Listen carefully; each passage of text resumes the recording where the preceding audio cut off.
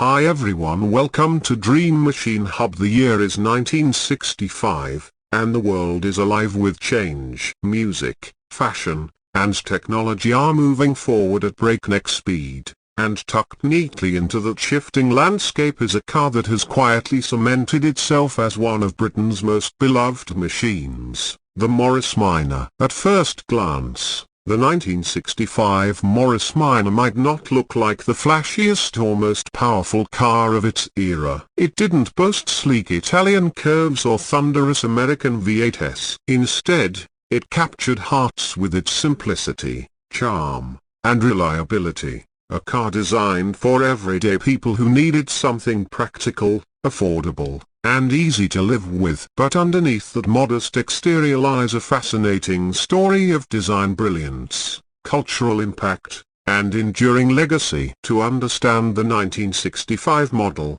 we need to rewind back to the very beginning. The Morris Minor was first introduced in 1948, designed by Alec Issigonis, the same brilliant engineer who would later create the iconic Mini. Issigonis had a clear vision. He wanted to design a small car that was economical, roomy, and modern, a car that the average family could afford but still feel proud to drive. His focus wasn't on luxury or speed but on clever engineering and clever use of space. And in many ways, the Morris Minor was revolutionary for its time. It offered handling and ride comfort that small cars of the 1940s rarely delivered, and it quickly became a favorite across Britain. Fast forward to 1965, and the Morris Minor had already undergone years of refinement and steady popularity. By this point, it had become a cornerstone of British motoring life. The model available in 1965 was known as the Minor 1000, which had been introduced in 1956 and carried through the mid-60s with only subtle updates. Under the hood sat the A-Series engine, a 1098cc four-cylinder unit producing just about 48 horsepower. Now, 48 horsepower might not sound like much compared to the roaring engines of American muscle cars or the lively sports cars from Europe, but it was more than enough for the Minor's purpose. With a top speed around 75 miles per hour and fuel efficiency that made ownership affordable, the car was perfect for city driving and everyday family use. One of the most charming aspects of the 1965 Morris Minor was its design. It had this friendly, rounded shape that earned it the affectionate nickname of the Moggy. The bulbous fenders, the smiling chrome grille, and the simple but elegant lines gave it an approachable look that people couldn't help but love. It wasn't intimidating, it wasn't over the top, and yet it carried itself with a certain dignity. In an era where many cars were getting bigger, flashier, and more aggressive, the Morris Minor stood as a humble reminder that sometimes the simplest approach can be the most enduring. Step inside a 1965 Minor, and you'd find an interior that reflected the same ethos of simplicity and functionality. The dashboard was straightforward, with clear dials and switches. No frills, no unnecessary gadgets, just the essentials. The seats were comfortable enough for their size, and the cabin was surprisingly spacious for such a compact car. Thanks to Issigonis' clever engineering, the Minor offered more interior room than many of its competitors, making it practical for families, students, and working-class drivers alike. This practicality was one of the car's strongest assets. It could serve as a commuter car during the week, a family hauler on the weekends, and even a delivery vehicle for small businesses. Another key to the Minor's appeal was its variety of body styles. In 1965, buyers could choose from a two-door saloon, a four-door saloon, a convertible, a traveler estate with its charming wooden frame, or even a light commercial van and pickup. This range meant there was a Morris Minor for nearly every need. The traveler, in particular, became iconic, with its exposed ashwood framework lending it a distinct and almost handmade character. Owning one felt special, even though the car itself was affordable and mass-produced. Driving a 1965 Morris Minor was an experience that defined the phrase simple pleasure. It wasn't fast, but it was nimble. Thanks to its light steering and relatively small size, it was easy to maneuver through crowded city streets or tight country lanes. The suspension, with its torsion bars up front, provided a comfortable ride that was leagues ahead of many budget cars of its time. And because the car was mechanically straightforward, it was famously easy to repair and maintain. Many owners became backyard mechanics, learning to fix and tinker with their minors, which only deepened the bond between car and driver. This accessibility kept the cars on the road for decades, long after their official production run ended.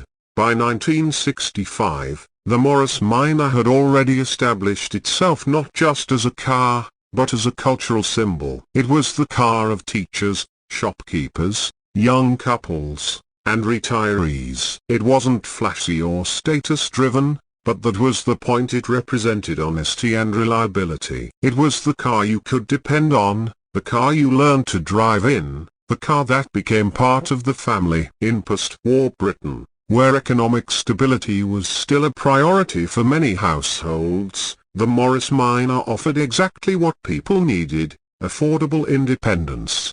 Of course, while the Minor was loved, it wasn't without its quirks. The engine, while dependable, could feel underpowered, especially when fully loaded. Acceleration was modest, to put it kindly, and overtaking on highways required patience and planning. The drum brakes of the earlier models were adequate, but by the mid-60s, they were beginning to feel outdated compared to disc brake systems on some competitors. And although the car was practical, its top speed and performance were never going to satisfy thrill seekers. But none of this really mattered to its core audience. The Minor wasn't meant to race or impress, it was meant to serve. And it did so brilliantly. One of the most fascinating aspects of the 1965 Minor is how it has endured in the classic car community. Decades after its production ended in 1971, it remains one of the most popular classics in Britain and beyond. Enthusiasts praise it for its charm, ease of ownership, and nostalgic value. Clubs and communities dedicated to preserving the Morris Minor thrive, keeping the spirit of the car alive. In fact, many Minors are still on the road today, lovingly restored and maintained, often passed down through generations as family treasures. They have become rolling pieces of history, reminding us of a simpler time in motoring. The 1965 Minor also marks an interesting point in its timeline. By the mid-60s, the automotive industry was evolving quickly. Competitors were offering more powerful engines, modern styling, and updated features. The Minor, by contrast, was beginning to look and feel a little old-fashioned. Yet, it soldiered on because it had built such a strong reputation. Its production numbers continued to climb, and by the end of its life, over 1.6 million units had been built. Few cars of its era achieved such widespread popularity. If you look at the Morris Minor through the lens of today, it's easy to see why it's held in such affection. It represents more than just a means of transport, it represents an idea. The idea that cars don't need to be extravagant to be meaningful. That good design isn't about flash but about function and thoughtfulness. And that sometimes, the most modest creations are the ones that stand the test of time. The 1965 Morris Minor embodies all of this. It was never a superstar, never a head-turner in the traditional sense, but it quietly wove itself into the fabric of everyday life, becoming a backdrop to countless stories and memories.